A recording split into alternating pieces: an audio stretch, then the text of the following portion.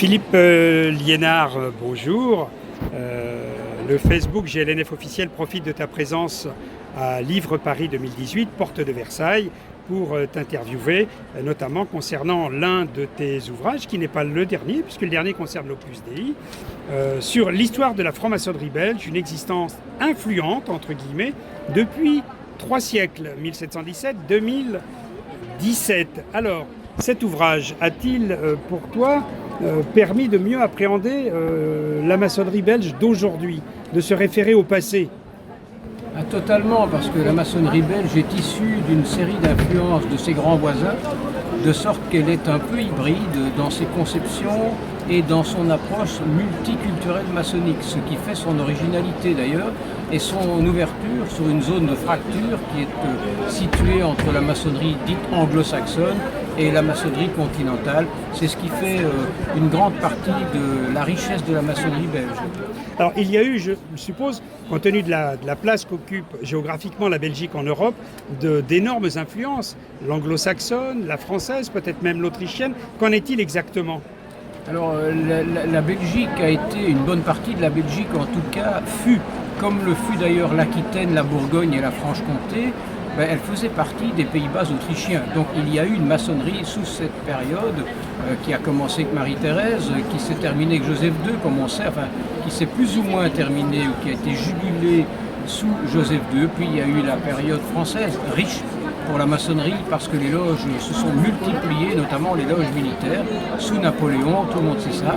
Puis la période hollandaise, qui n'a pas apporté grand-chose, si ce n'est un schisme à l'intérieur des Pays-Bas, mais cette maçonnerie belge, encore une fois, sa première loge, elle est née en 1741, elle s'appelle l'Union, elle est née à Bruxelles, et pas comme l'histoire a laissé penser, pas en 1721 à Mons.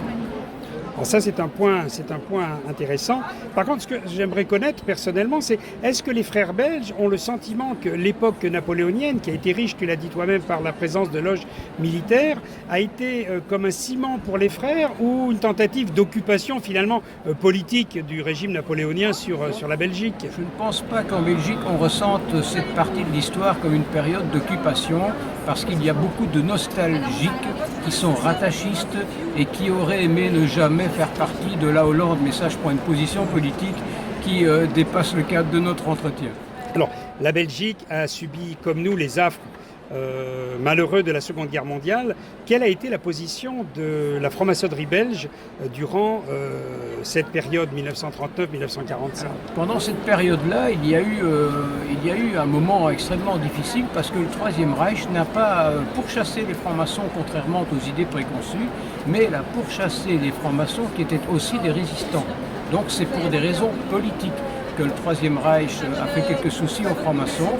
Le Troisième Reich a surtout souhaité que la maçonnerie cesse ses travaux et le grand maître de l'époque a refusé.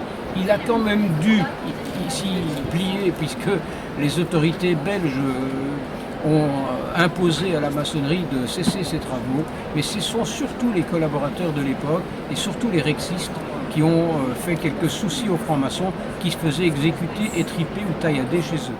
Alors 300 ans de franc-maçonnerie, vous l'avez fêté en Belgique, comme en France ou par ailleurs dans le monde, mais quelles ont été les festivités à proprement parler faites, réalisées par nos sœurs et nos frères belges?